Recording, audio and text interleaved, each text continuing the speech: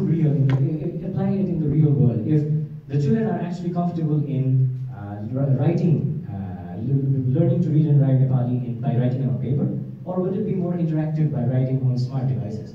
And to our delight, they preferred the latter, and it was much easier and convenient for them to have a tool that allows them to read and write.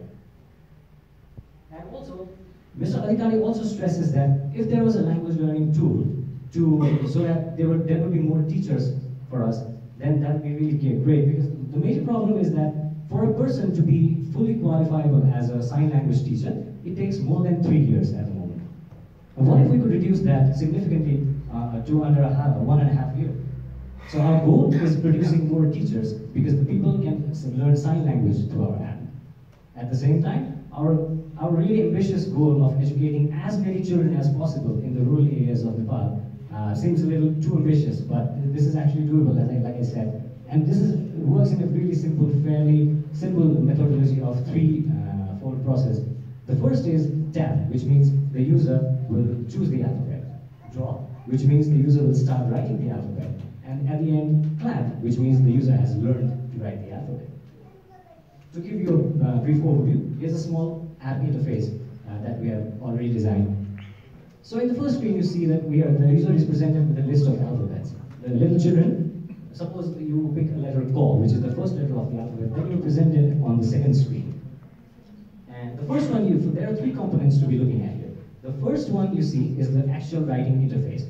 And the children will start to learn to write the letter Ko as instructed by the steps right there. And just besides that, there is an animated sign language assistant which will help them to teach what sign language is associated with that letter.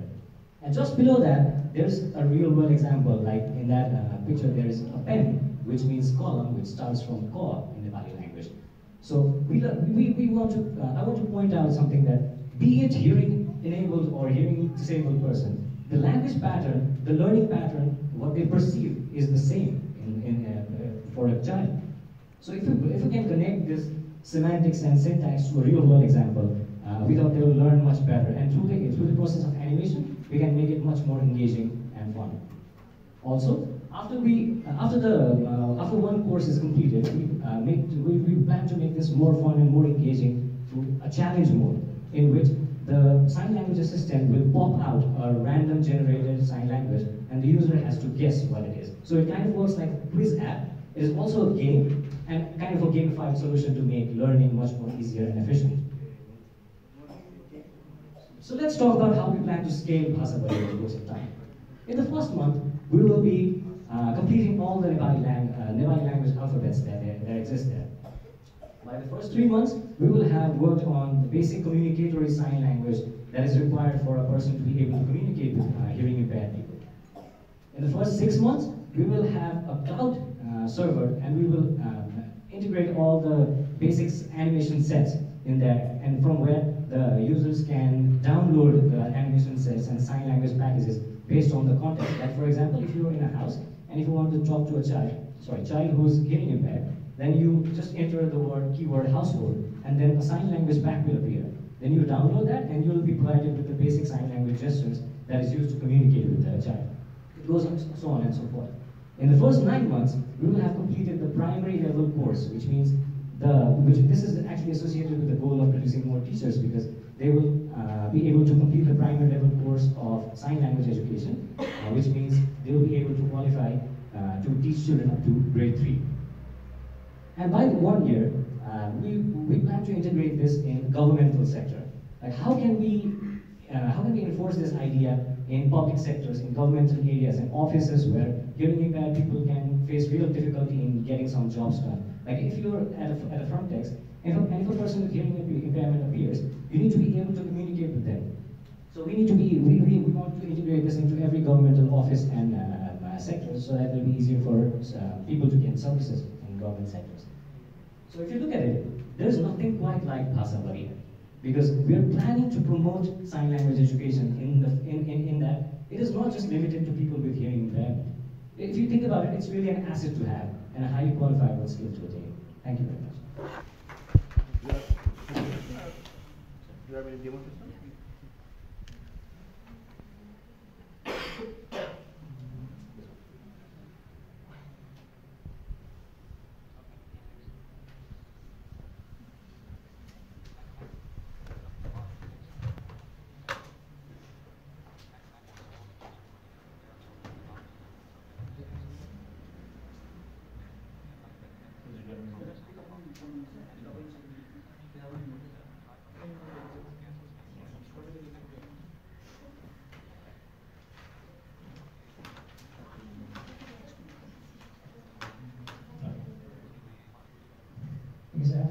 see the main screen where you'll have to pick an alphabet.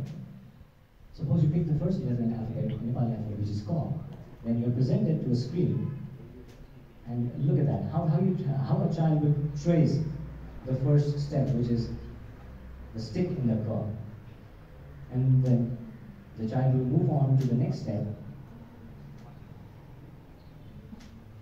And if it crosses that boundary, it will be an invalid input. So this applies to precision as well.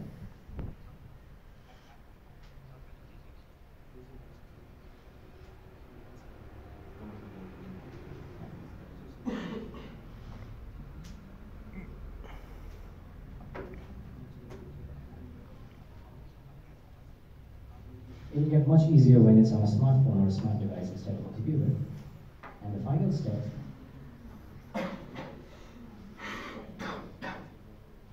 that's how you write the letter Ka. And I'd like to add something here.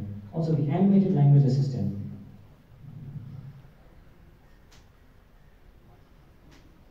as you can see on the right side, the animated sign language assistant teaches you how to form the hand gesture for that sign language, which means Ka. And below that, there will be a column, which means pen, which will clearly illustrate what the letter stands for.